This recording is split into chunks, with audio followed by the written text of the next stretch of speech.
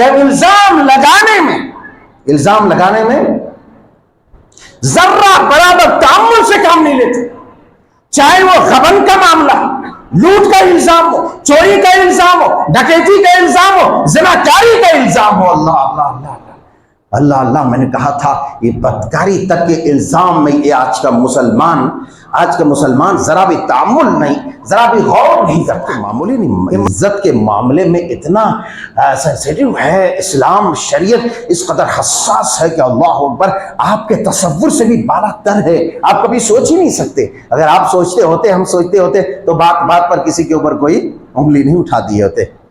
یقین جانو یہ بات میں دوبارہ کیوں کہہ رہا ہوں، یہ بات اس لیے کہہ رہا ہوں کہ یہ برائی جتنی ہمارے سماج میں الزام لگانے والی، میں سمجھتا ہوں دوسری برائی اس کے بالمقابل کم ہے۔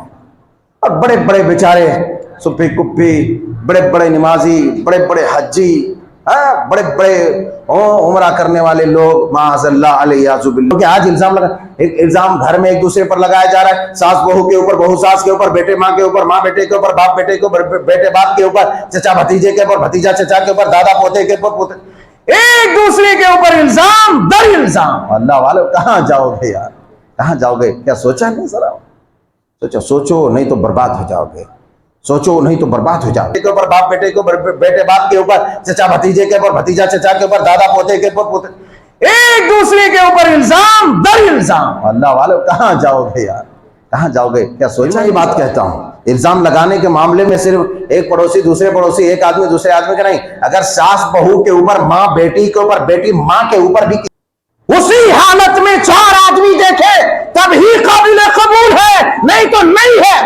اسے 80 کوڑے لگا دیے جائیں گے اس مردود کو، اور پھر کبھی کے لیے اس کی گواہی قبول نہیں کی جائے گی۔ وہ فاسق اعظم ہے، وہ فاسق ہے۔ ہم نہیں سمجھتے اس بات کو۔ ارے عزت اتنی عظیم چیز ہے جس عزت کی قسم اللہ کھاتا ہے۔ قد شتم هذا، ہاں وہ آئے گا، ضرور آئے گا، نمازیں لے کر کے، روزے لے کر کے، زکوٰۃ لے کر کے، دیگر نیکیاں لے کر کے آئے گا، مگر اس کے ساتھ ایک چیز اور آئے گی، وقد شتم هذا، کہ اس آدمی نے کسی کو ناجائز گالی دی ہوگی، ناجائز گالی دی ہوگی۔ اس آدمی نے کسی کو ناجائز طور پر، ایک تو ہے کہ جائز طور پر کسی کو برا بھلا کہہ دینا کہ بھائی اس نے کہا اور آپ بدلے میں اس کو اتنا ہی جواب دے دیا، قصہ برابر ہو گیا۔ نہیں جواب دیتا ہے بندہ تو اس کا فائدہ کیا ہے؟ اس کا فائدہ یہ ہے کہ اللہ کا ایک فرشتہ مقرر ہوتا ہے جو اس کی طرف سے اس کا دفاع اور ڈیفنس کرتا ہے، اس کا جواب دیتا ہے۔ بہرحال آپ نے جواب دے دیا اسے، ایک اس نے کہا، آپ نے بھی ایک کہہ دیا، اگر 2 کہہ دیا تو پھر اس کا حساب الگ ہوگا، اس کا حساب الگ ہوگا۔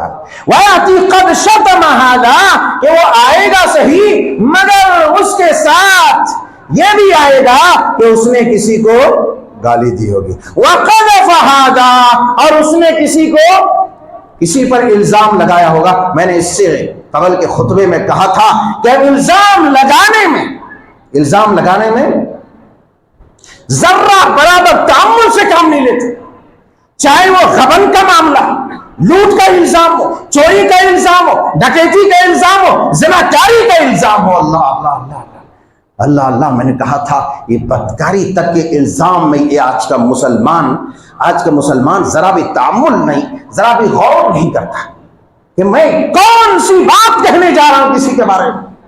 یہ بھی نہیں دیکھتا کہ وہ آدمی 5 وقت کا نمازی ہے، یہ بھی نہیں دیکھتا کہ یہ آدمی فجر پڑھا ہے، اور فجر کی نماز جس نے پڑھی ہے اللہ کے پیارے حبیب علیہ السلام کے ارشاد عالیہ کے حساب سے وہ اللہ کے ذمے میں ہے۔ اور اگر اس فجر کے نمازی کو اگر کسی نے برا بھلا کہا، اللہ تبارک و تعالیٰ اس سے پوچھے گا، اور جب اس سے پوچھے گا اسے منہ کے بل گھسیٹ کر کے جہنم میں پھینک دے گا۔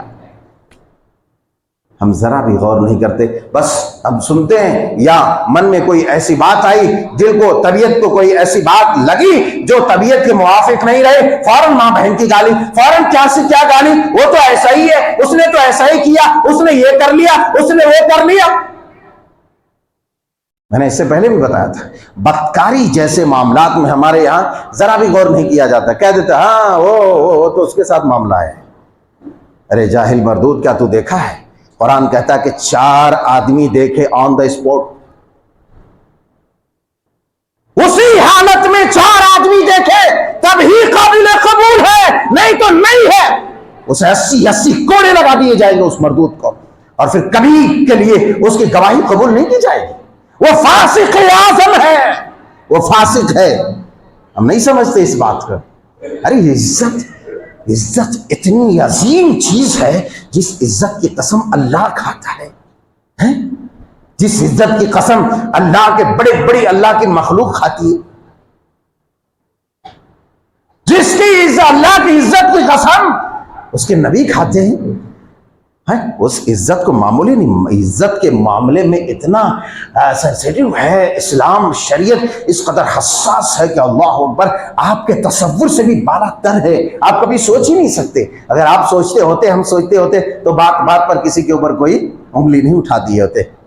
یقین جانو یہ بات میں دوبارہ کیوں کہہ رہا ہوں، یہ بات اس لیے کہہ رہا ہوں کہ یہ برائی جتنی ہمارے سماج میں الزام لگانے والی، میں سمجھتا ہوں دوسری برائی اس کے بالمقابل کم ہے۔